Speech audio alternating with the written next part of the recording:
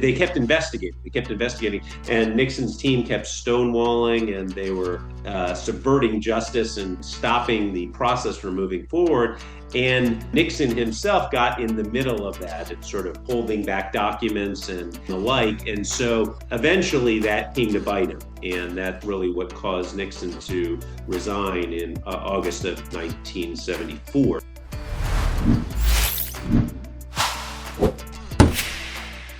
Okay, folks, it's time for our favorite podcast, Cut to the Chase. Welcome back to the show. Today, we're stepping into one of the most pivotal and controversial moments in American history. And boy, that says a lot. The pardon of Richard Milhouse Nixon. My guest today, Brian Becker, author of Pardons and Presidents, a biography of his father, Benton Becker. Benton Becker might not be a household name to some of the audience. Maybe you knew him, like myself. I grew up with him. But his work behind the scenes shaped the course of the nation. He was the lawyer, President Gerald Ford, who I hope everybody knows about, entrusted to negotiate the terms of Nixon's pardon, a decision that stunned the country, divided public opinion, and still sparks debate about justice, forgiveness, and presidential power. All right, we're going to explore the untold story of Benton Becker's role, how he viewed the pardon both as a lawyer and a citizen, and how his son Brian has captured his legacy in this book. Okay, Brian, how are you doing today? Thank you for having me, Mr. Goldfarb. I'm great. Thank All you. right, so this is your third book, and why don't you tell us a little bit about it? Not, you don't have to give us the whole story, but give us a little flavor of the book. Sure. This is my third book, my first nonfiction. So this is for lack of a better term, a traditional biography that, for lack of a better term, blends what is happening historically during my father's lifetime and his parents before him in and around where they lived and their own lives and his own life. And at some point in time, as you alluded to earlier, those two lines intersect, that the history and my father's life intersect. And that's kind of the climax part of the book. All right, so you were approximately 7 years old, 6, 7 years old when this all unfolded. Nixon, Watergate, and all that, and the pardon, right? About 6 or 7 years old. Yeah, during that time, when the actual Watergate break-in, I was five. By the time Ford had become president and pardoned Nixon, I was seven. That's correct. All right. Now, when I was 6 years old, and maybe one of my first memories was the Dolphins beating the Redskins in the perfect season and all that. Do you remember? Do you remember this? Do you remember this in detail, in depth? I do remember the Redskins and the Dolphins because I was a Redskins fan back in those days when we lived there. But I do remember some of it. We would go to the White House on occasion. I don't remember some of the negative things that happened that we may talk about later. But I do remember people talking about my father and being in the newspaper and Life magazine and Time and Newsweek and those types of things. I remember that happening at that time. All right. And so, yeah, you actually, as I see in the book, and I don't want to give away too much in the book, did experience some of the blowback that your father was receiving, and you actually as well about the pardon. The country, I guess, was really anti-Nixon at that time, and a lot of the country was not happy with the pardon that President Ford issued out there. So, do you remember getting blowback yourself, or seeing your father get blowback, your family, and all that? A little bit. Some of it heard about. My parents shielded me from, but we went on the Warner Wolf show. Warner Wolf was a sportscaster in D.C. before he was up in New York, and he and my dad actually went to high school together. So we'd have a weekly show with a live studio audience, and my brother and I went when we were 7, 5 years old, something like that. And we got to ask a question to Warner Wolf as part of the show, and there must have been 50, 100 people there. After the question, Warner knew my dad, of course, from high school, and asked me what my dad was famous for, to sort of give my dad a shout out. And of course, Dad's next to us, and I said, "Oh, he's the man that negotiated and wrote and delivered the pardon of President Nixon for President Ford."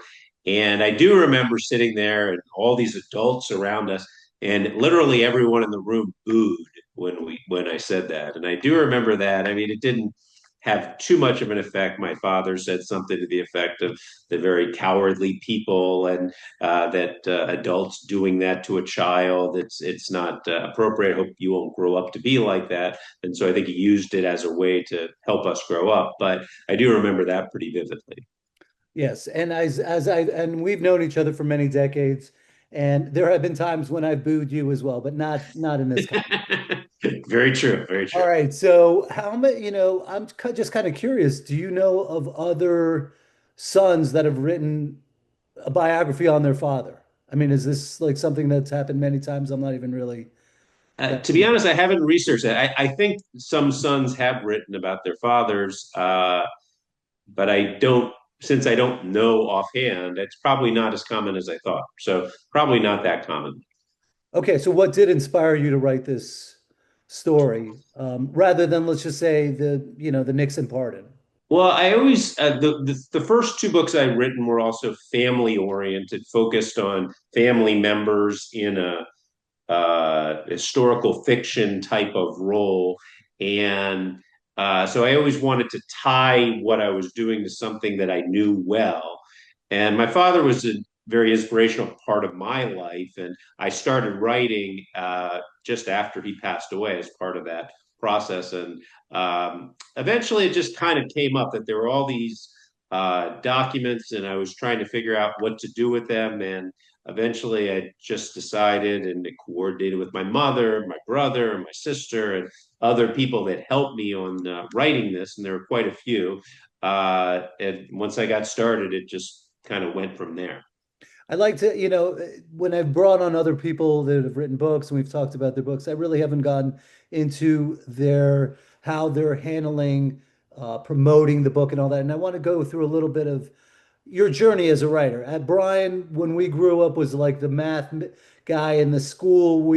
Brian and I would go to LUMS. I don't know if any of you heard of LUMS. We would study at night for the SAT. And of course, Brian predicted that he wouldn't miss a question and he got an 800 on the SAT. And it was amazing because he used to laugh that he didn't really need such great English skills because he was such a math wizard. And yet, at some point, you said, like you said, this is your third book. So now you're a writer. You are officially a book author. And how has that transformation occurred? How have you grappled with the fact that you're doing now something that is almost antithetical to your essence as we were growing up? It has. I think part of it was just the way our education system is set up. And when we were growing up, the writing that you did is you'd read some English book on romance and have to write something about it. And I wasn't interested in the topic to begin with. I was a math, and I always liked history. So we never really wrote a lot of history papers or history analyses or mathematical or economic type of analyses. So I found once I started writing things that I felt comfortable with and that I liked, I wasn't so bad at it. And I've done 30 some odd years of being an expert witness in economics, and I've gotten, I think, better at the writing part of it. So by the time I got to the point where my dad passed away and I branched out outside of my work writing, I felt comfortable writing long documents and putting things together and the research behind it. The trying to entertain and make it interesting, I struggled with. That's been a struggle these last 10 years of trying to make these books more entertaining. That's not part of what I strive to do with my work writing. So this it's a different dynamic here. Okay, so as an introduction to this story, tell us what your father's role was with the Nixon pardon. Sure. Well, Dad had a somewhat unique relationship with Gerald Ford. They met when Dad was in the Justice Department in the mid to late 60s, working on the Adam Clayton Powell investigation. He was a congressman. And they kept a relationship on and off over the next few years. There was a William O. Douglas investigation, the Supreme Court justice that Dad helped President Ford with, or back then Congressman Ford with.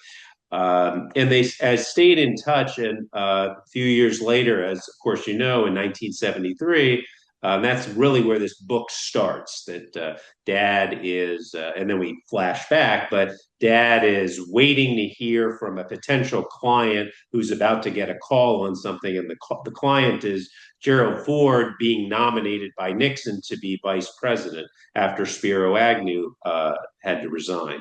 So dad led the nomination here. He was the counsel for President Ford, or then Vice President Ford, in those hearings, and they just had a very close relationship. Dad was part of a law firm with two other men over my shoulder. That's a picture; it's hard to see. Picture of them with Gerald Ford, and he kept that, and he worked pro bono on the side with Gerald Ford during his vice presidency.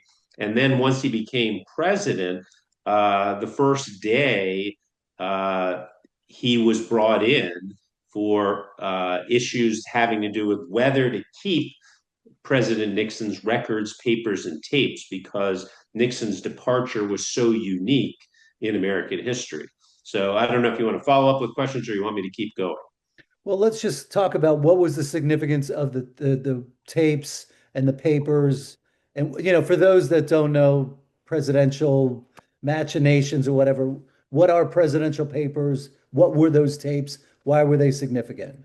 It's basically anything that happens in the White House is considered a presidential record, and traditionally presidents had taken them with them after they left office. But because Nixon and his team were still under investigation for Watergate and the cover-up, it was a unique situation, and also just from a practical, physical perspective, with boxes all over the place. This was 50 some odd years ago, without all the micro this and the micro that.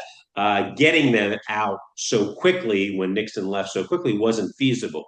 So there was a decision that needed to be made by President Ford as to whether to keep them there or to give them to President Nixon. And his team that he inherited from President Nixon vehemently wanted them sent to President Nixon, including the Attorney General. Dad was part of a small group that disagreed with that, and President Ford ultimately agreed with my dad and Phil Buchan and others in that contingent.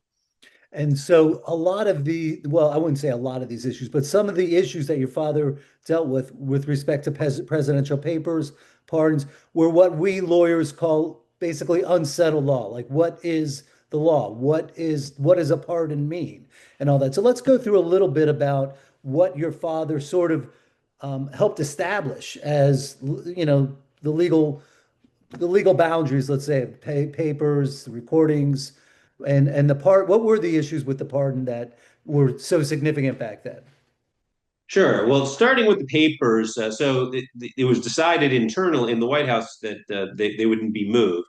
Dad came into the White House a few days later, and he sees this huge truck with a colonel there, Air Force colonel, moving boxes into a truck. And he asks him what he's doing. The colonel says, "We're taking these boxes to San Clemente, where Richard Nixon is." And Dad said, "No, you're not," and made sure that those boxes were not sent out. Got President Ford behind him, and so there was still things going on behind the scenes. That turned out to be fairly important. The next thing that happened in the timeline. So, if you remember, August 9 is when Ford comes in, and the pardon happens literally 4 weeks later. So this is all very quick. So it's an intense period that my father's at the White House quite a bit and not at his office. But a small group of them have to decide whether to pardon President Nixon. So they need to have someone do research into presidential pardons. And it's decided that my father is the one to do that. And so what was the research? Why even need, I mean, pardons, other presidents have pardoned people well before then. There were a lot of things on it. Well, one, no president had been pardoned before by another president. Whether you could pardon for an act that hadn't been defined, whether you could be pardoned for things outside of federal statutes. There were a lot of different things, but in particular, Dad was trying to focus on whether if you received a pardon, you could refuse it. And he found out you could. People have had refused pardons.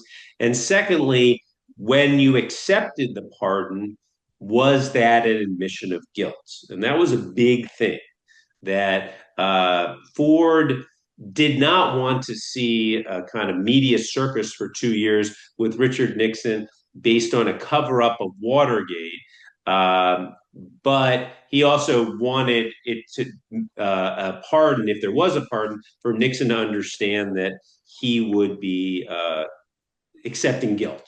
And so Dad went through that. I don't know if you want to bore the audience with all the law, but Burdick versus U.S. In 1915, having to do with a pardon involving a newspaper editor and owner in New York that got a pardon from President Wilson at the time. That really established the precedent. It was kind of, once again, pre-computers and all that, so it was kind of finding a needle in a haystack, and that really was the big turning point in the research. And in fact, Dad had printed out the Burdick versus U.S. decision, and for the rest of his life, Gerald Ford had that folded up in his wallet, the Burdick versus U.S. Decision in his wallet. All right. So when all this is unfolding, you're 6, 7 years old. I can't imagine your father having too many discussions on a serious level about this, although I can sense from the book that he definitely was pushing you a lot intellectually with your math, with the Gettysburg Address, all that. I'm going to leave that for the people listening here to see what that was all about. But did he later on in life, when you became more mature, did he reflect on, his work doing the pardon, his work with Ford, his encounters with Nixon and all that? He did. Well, I don't know that I've become more mature, but I've become older Yes, anyways. yes, And physically so mature. as I've become, so I'd say there's probably at least two venues where he did that. So certainly he and I had conversations, or others in the family would have conversations with him. I probably had the most interest in our immediate family, but we all had some interest. And my grandfather, my mom's father, was a long time practicing lawyer and very bright man, and they would go at it a bit politically, and they'd go back on legal stuff. So I joined their conversations as well. It's a nice relationship. But so that's one. And the second part is Dad was interviewed many times over the years. And or was presenting in a public forum or wrote a paper on. So there are, as you'll see in the book, there's a lot already stated out there. It's not simply my memory that Dad said this. It's more from a formal interview or something to that effect.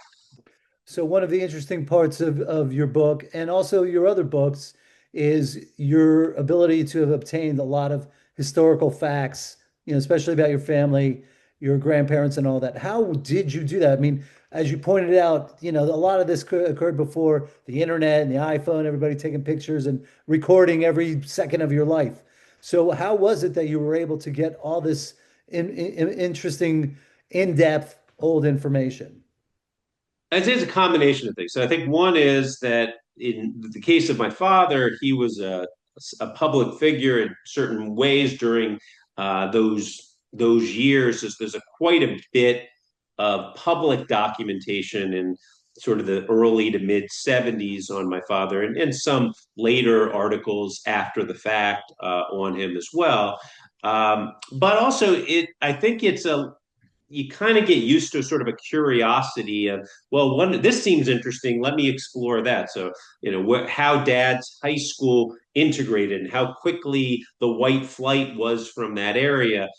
Some of it just becomes very interesting. You hear anecdotally, and then you want to find data to support that. And so the internet is pretty much the answer. I'd like to have a cleaner or sounding more intelligent, but it is so fast and so easy to use that I think that's really been the way to do that, at least for me.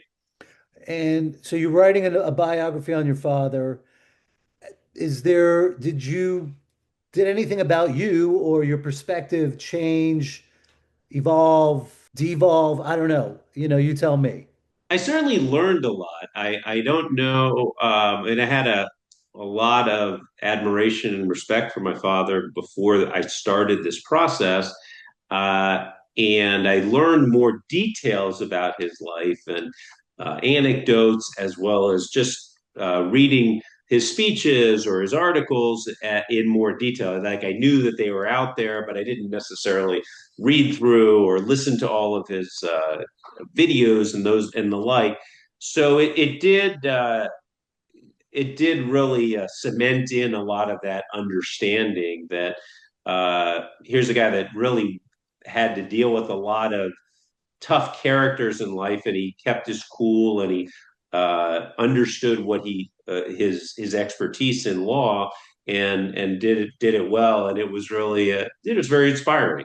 Yeah. What was it like growing up with a father who was, had such an important part in such a consequential chapter in American history? Or did you even bat an eye about the whole thing?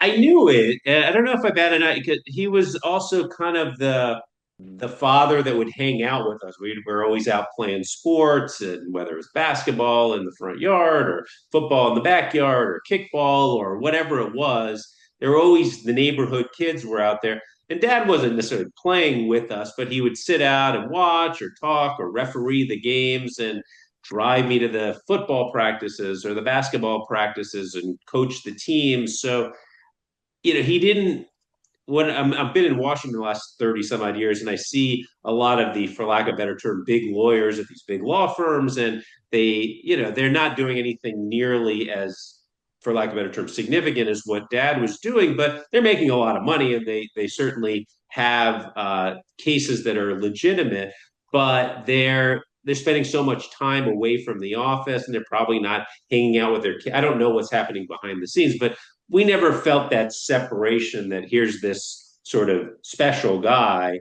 except that he was my father. So I don't think I ever had that feeling. I thought of him first as my father, and secondly as somebody who'd done something to get in the history books. As you're writing the book and doing your research and all that and talking to people, did you come across things that you learned about either your father, what happened with Nixon, Ford, anything like that? A lot, yeah, a lot of anecdotes that I learned. I found out that a friend's one of my closest friends in elementary school, his mother called my mom right after the pardon was announced and dad's name was in the paper and said, such and such, her son cannot play with Brian anymore. Yeah. And I didn't know that. I thought we just naturally drifted apart, never really thought much about it. But, he was never at our house again. I was never at his house again. And it's just one of those kind of things. And I had a teacher, kind of, rabid liberal teacher from my elementary school who sent home a note with me, third grade, I guess, and said, "Oh, this is the worst thing ever. You're a horrible man," to my dad. And my mom had to go in there and chew out the teacher and the principal. But you started to see how now that I'm an adult, or I've been an adult, I think for a while, that you'd see adults acting ways that are just uh, outside of the bounds of what I think adult behavior should be. Not that I'm always well behaved, but I think there's certain things you shouldn't do, especially to kids, and especially when you're in a position of authority like that. Yeah, I guess one of the lessons you can learn is that when these hot political topics happen, there's no rules, it seems like civil rules or what have you. Um, your mother is still alive, Joanne. She was a public educator. Did special needs.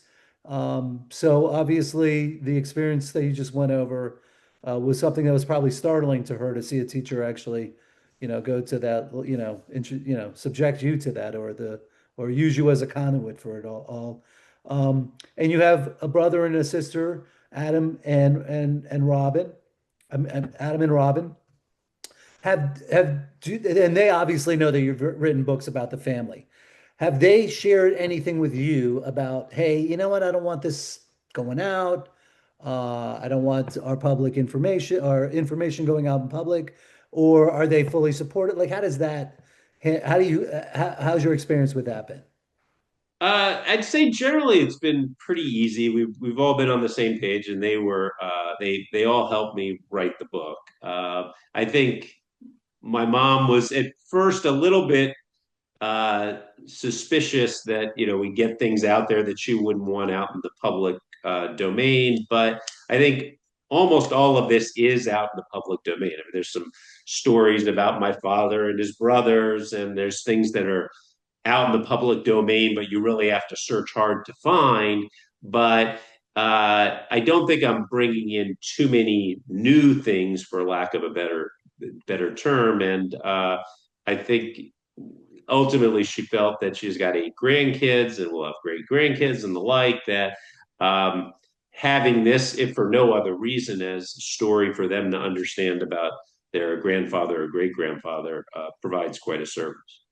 Did your father express any regrets about the pardon, how he handled it, how it was handled, anything related to it after the fact? No, I don't think he did. He was always proud of that.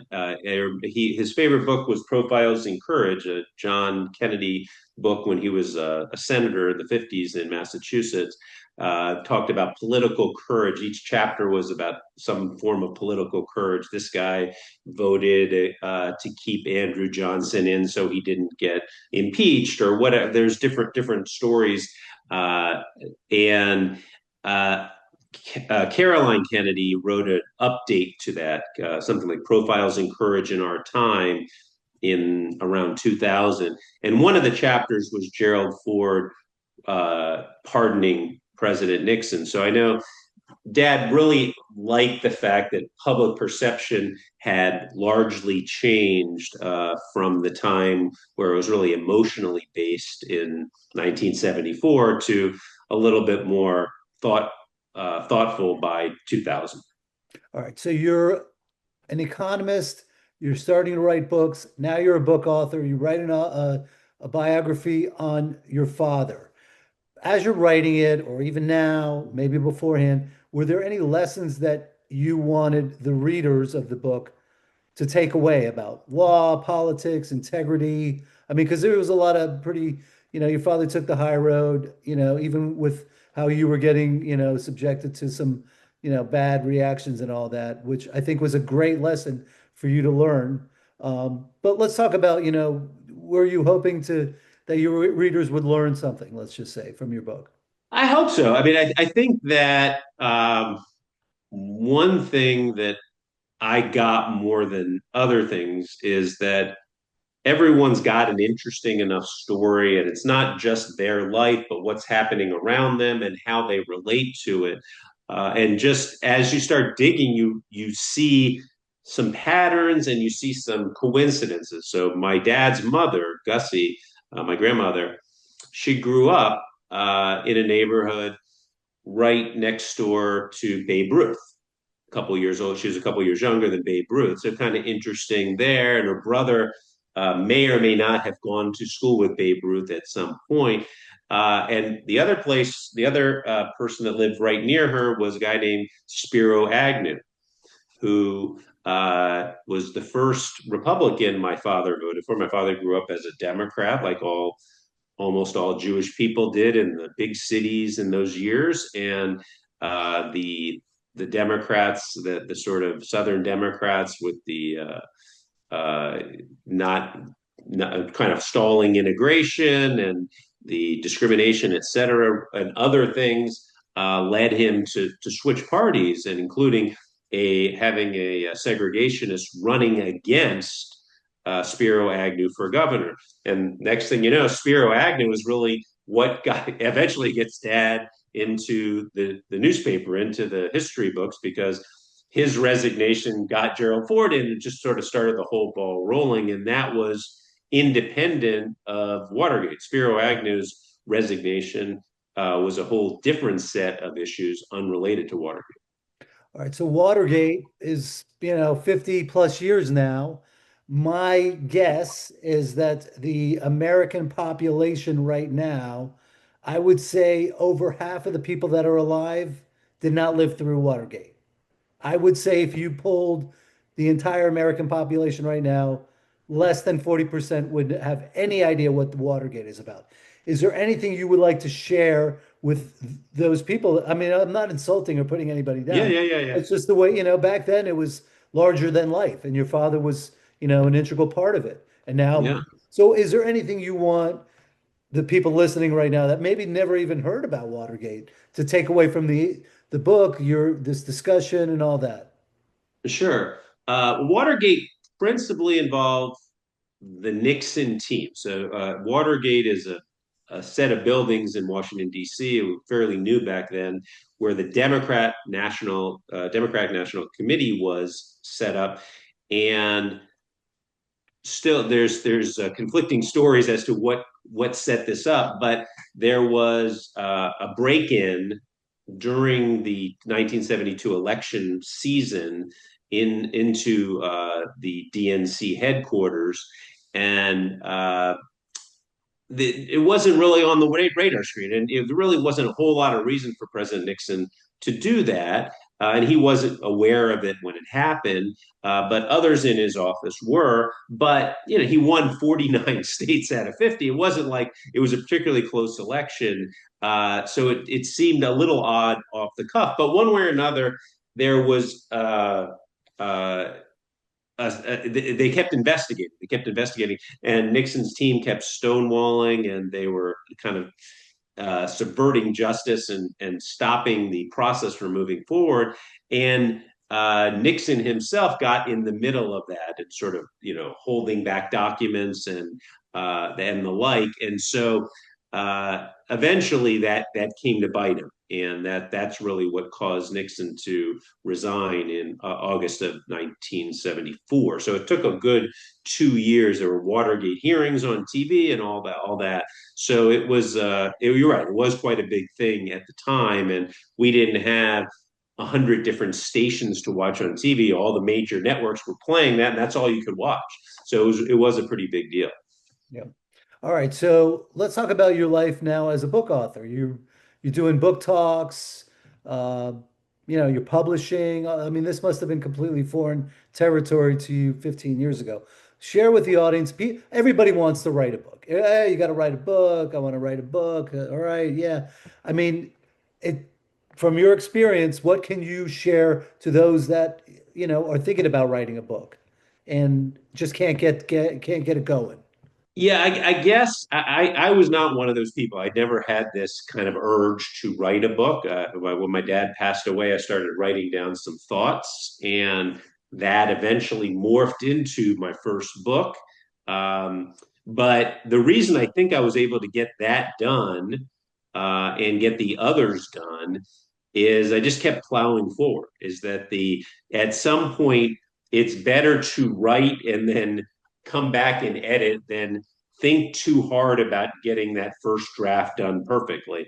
And I think for me that was really the thing, is just keep pushing, and then you do a second draft, a third draft, that you keep editing, but then you're in an editing mode, which is a little bit different than the creating mode. But once in both of the first two books were historical fiction, so determining what the story would be and all that was a little bit different. This was more of a, what do I need to emphasize? How do I organize it? I chose in this case to essentially end the book once Ford lost the election to Carter and we eventually moved to Florida. There's a little bit of kind of after the fact, but that's the highlight of the book. Um, so I would say that. And the other thing is, I'd wait till you have the inspiration. I mean, after the first book, I wasn't sure if I'd write another book, and then I kind of finally got enough of an inspiration and got an idea for the second book. And this same thing on this third book, that it took a while to get my head around writing a biography of my father, and now I'm in that struggling phase for what I would write for my fourth book. I've sort of toyed with various ideas, but nothing's jumped out yet, and so I haven't gotten into it. But for me, as soon as I get into it, that's the thing I dive into.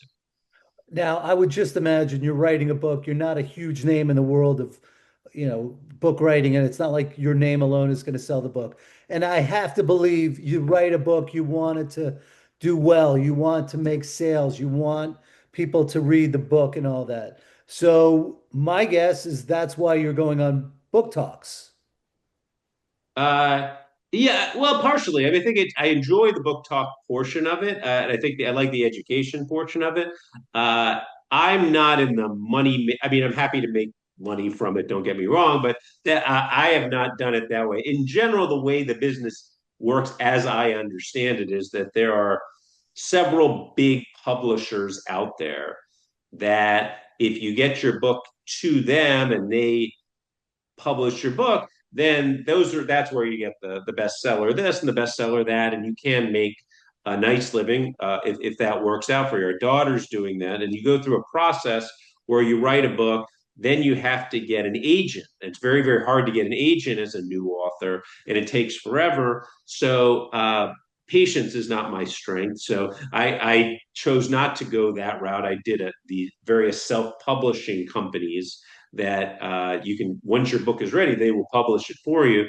But if you want to go this other route with the agents, and then the agents pitch your book to the big publishers, uh, they will do the marketing for you, and it's a whole different game.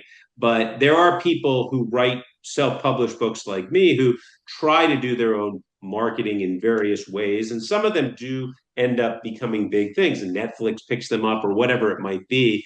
But and maybe that will happen with me. So I don't know, but I've enjoyed the process, and it's a nice sense of accomplishment to kind of see the three books up there and know that I'm telling some of the family story, whether it's my dad's family or the second book was really about my mom's family. So that was nice too. All right. So what do you have a schedule of book talks that you're going to be doing? Let's say at the end of the year, because it's going to take, about a month to get this all produced and all that. So let's just say Sure. from November, mid-November on, do you have a schedule? I have a couple things scheduled, a couple things about to be scheduled. Two Zoom type of book talks for universities in Utah are being scheduled now. And I have two physical talks in Michigan, one at the library and one at the museum, the Gerald Ford Library and the Gerald Ford Museum in March. So those are really the next big events for me. Excellent, excellent. All right, so I want to conclude on this. Brian, you are not a lawyer, and your father was. And for those of you out there that read my newsletter every month, you might have picked up on the fact that one at the end of my newsletter, I talk about my experiences with the legal system, not as a lawyer. And one of the first stories that I talked about was getting arrested at high school with Brian. So this is the guy that I got arrested with, and his high school basketball coach and the sports editor, Keith Grossman. So if you haven't read that newsletter, go back and you can see just how Brian, I don't, so the question is, you've gone through this now, like, you run an economics company called Precision Economics LLC, and you get hired by countries to do chat tax evaluations and all that kind of stuff. So you've got kind of gotten into the legal system. Your father was a lawyer. Did you not become a lawyer because your father was a lawyer? Did that have any, or do you kind of like, God, maybe I would have been a good lawyer. Maybe I should have done it. Like, has this experience and going to court and all that? I know I'm not really asking a direct question, but Sure, sure. give me a response. All right, I'll be as direct as I can. Uh, I think, as you mentioned, my skill set, what like most people, they're either like pretty smart and consistent across topics, or they're maybe a little bit better here, a little bit better there. Growing up, it was a big gap for me. Like I was not, as you said, a very good writer. I read a little bit, but mostly history stuff. I wasn't that into science, but math came very, very easy to me, and so it seemed pretty hard to think about anything outside of the mathematical field.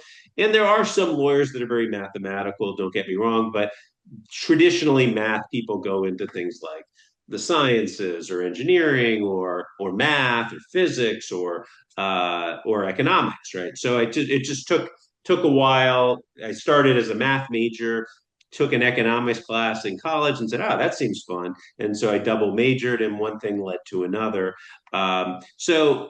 I like being around lawyers, and I like certain parts of analyzing legal issues.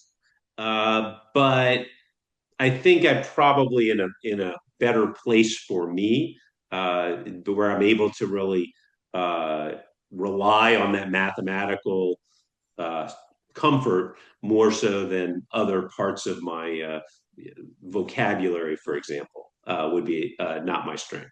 Gotcha. All right. And it is my dream at some point to have you on the stand under oath and me interrogating you about your background. But maybe that will happen, maybe it won't. All right. So I'm gonna conclude with this. First of all, is your book audio or just normal book? It is hardcover Yeah. and softcover, Okay. Wonderful. and it's Kindle. It's Kindle as well. But I am toying with making an audio, but I have not done that yet. Okay. All right. So I'm gonna in the show notes, so when you say Kindle, you're talking I could go to Amazon, put the name of the book in there and get the book in 2 days. Right. The physical book may take a couple of days. The Kindle, I think you usually get immediately, but that's right. Yeah, you have the three options: the Kindle, the paperback, and the hardcover. All right. Thank you very much, Brian Becker. Dr. Becker, this is Dr. Becker, author of Pardons and Presidents, sharing a remarkable story of his father, Benton Becker, who I knew since the time I was 15 years old, a man who carried out one of the most consequential assignments in American legal history, negotiating the pardon of Richard Nixon. And so, for those that love history, for those that are interested in Watergate pardons, presidential stuff, this is a must read. Dr. Becker, thank you for coming on today. And I hope you come up with a good topic for your fourth book. I know you got some interesting things going on in your brain. And that'll do it for this episode of Cut to the Chase. Share this episode, folks, because a lot of people might want to read this book. Maybe they don't know about it. If you share the episode, they could listen in, get it going and all that stuff. Subscribe, rate, review. Brian, have a good weekend, all right? Thank you, Mr. Goldfarb. That's all for this episode of Cut to the Chase. But before you go, will you open up your podcast app and give us a 5-star review? You can also leave a comment about what you liked most or other topics you'd like us to cover. And please be sure to subscribe so you don't miss any upcoming shows. Thanks, everybody. Be safe out there.